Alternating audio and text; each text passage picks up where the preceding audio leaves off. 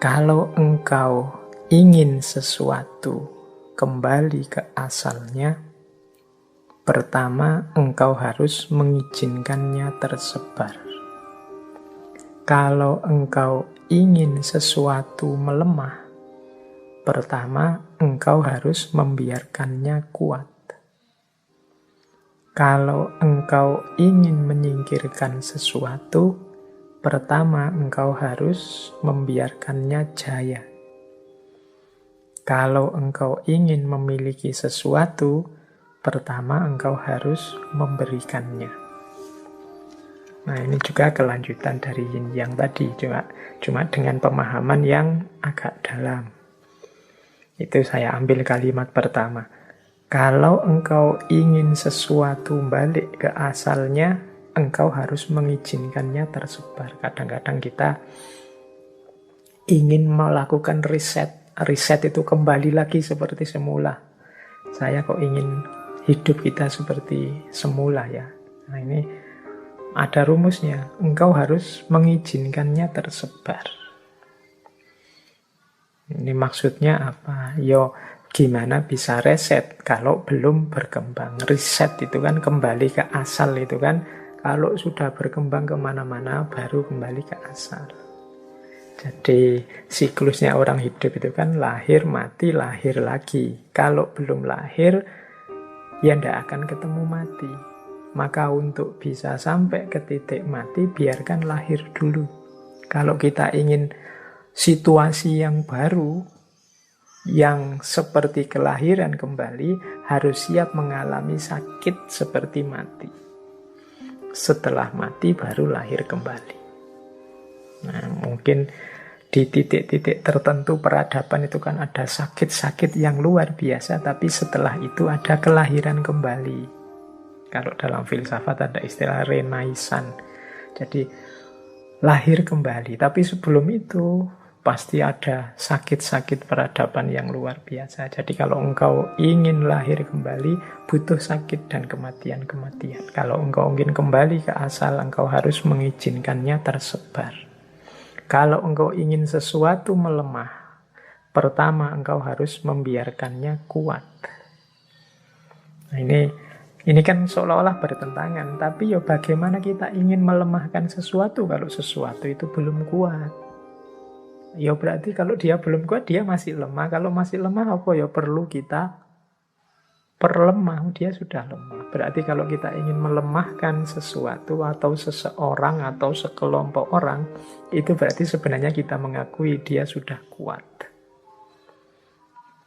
Kalau dia belum kuat, bagaimana kita melemahkan? Kalau kita ingin membungkam orang, berarti biarkan dia bicara. Bagaimana kita akan membuat orang diam? Dia kita larang bicara. Nanti logikanya seperti itu. Jadi ini kayak yin yang. Nah, sebenarnya maksudnya itu yang terakhir. Sebaliknya, kalau kita ingin memiliki sesuatu, kita harus memberikannya. Untuk bisa mendapatkan cinta, kita harus memberikan cinta. Untuk bisa mendapatkan kehormatan, kita harus mau menghormati orang lain. Jadi kalau engkau ingin memiliki sesuatu, pertama-tama engkau harus memberikannya. Kalau engkau ingin menaklukkan orang lain, berarti pertama-tama biarkan dia jaya. Kalau sudah jaya, baru ada alasan untuk menaklukkan. Kalau dia belum jaya, apanya yang engkau ingin taklukkan? Dia belum jaya. Nah, ini logikanya seolah-olah aneh, tapi dalam hidup ini begitu. Kalau kita ingin membakar sesuatu, kita butuh api, butuh korek. Padahal yang kita inginkan api besar, tapi modalnya harus api kecil. Ini hukum yin yang. Jadi kalau ingin sesuatu ke asalnya, pertama engkau harus mengizinkannya tersebar. Baik, ini kalau diuraikan dengan contoh-contoh sangat banyak. Tapi intinya berarti hidup ini ada mekanisme dialektika antara hitam dan putih, antara lahir dan mati, antara panas dan dingin. Yang ini harus kita ikuti ritmenya. Tidak mungkin putih semua. Dan tidak mungkin hitam semua. Ya seperti logika lahir dan mati tadi. Baik, saya lanjutkan. Nah, kalau ini saya mengambilnya tidak dari Tao Te Ching, tapi dari Zhuangzi. Zhuangzi, ya judul bukunya Zhuangzi, dari beliau tokoh Zhuangzi yang dulu saya lupa beberapa bulan yang lalu sempat kita bahas. Kelihatannya sebelum corona.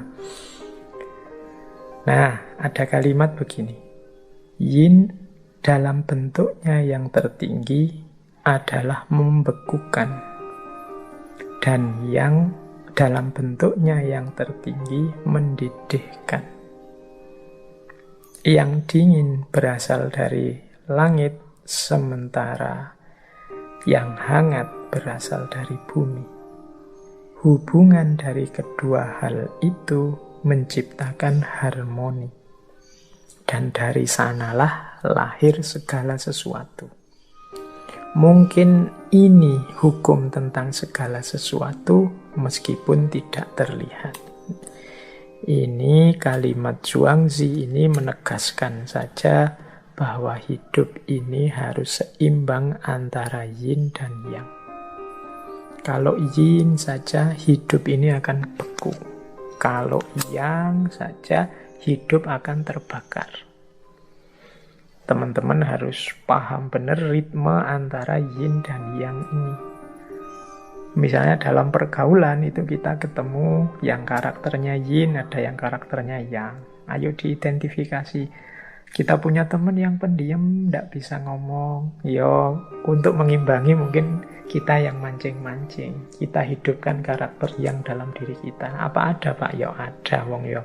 Seperti saya bilang tadi, yin yang itu dalam segala sesuatu saling memuat. Yin ketemu yang ketemu yin. Kalau yin ketemu yin, jadinya beku. Kalau yang ketemu yang, jadinya mendidih. Kadang-kadang kita mengalami momen saling marah, saling gegeran. Marah ketemu marah itu yang ketemu yang, hasilnya mendidih. Atau saling diam, yang satu diam, yang satu diam. Yin ketemu yin, hasilnya beku. Maka caranya apa? Ikuti dialektika yin dan yang. Jadi dialektika hukum alam. Nah, nanti kelanjutannya yin dan yang itu ketemulah namanya Wu Wei. Jadi Wu Wei itu kegiatan kita yang mengalir bersama alam. Kita ikuti ritme yin dan yang dialektika alam semesta. Jadi ya, dalam falsafah Tiongkok dikenal istilah Wu Wei. Bukan yang 5 unsur tadi ya. Kalau Wu Wei itu secara harfiah artinya tidak memiliki kegiatan atau tidak berbuat apa-apa. Maksudnya tidak berbuat apa-apa itu mari kita hidup tanpa dibuat-buat. Kita hidup yang wajar saja, tidak sembrono, sesuka kita, tidak melihat ritme alam, tapi juga tidak palsu.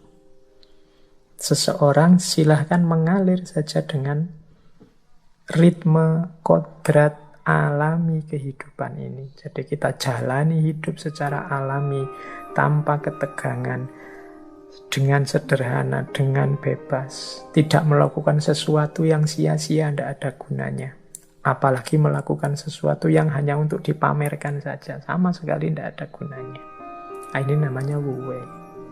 Hari ini mungkin banyak di antara kita, coba kita muhasabah sebentar, berapa persen kegiatan kita sehari-hari yang itu memang efektif, sesuai, alami, dan berapa persen yang ini hanya dibuat-buat saja, atau ini tidak ada pentingnya sama sekali, atau ini hanya menghambur-hamburkan energi, tidak ada gunanya.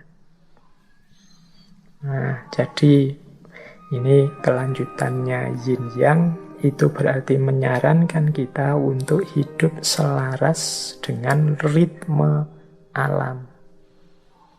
Baik ritme yin maupun ritme yang. Kita pahami perjalanannya, kita ikuti dengan cara hidup secara alami.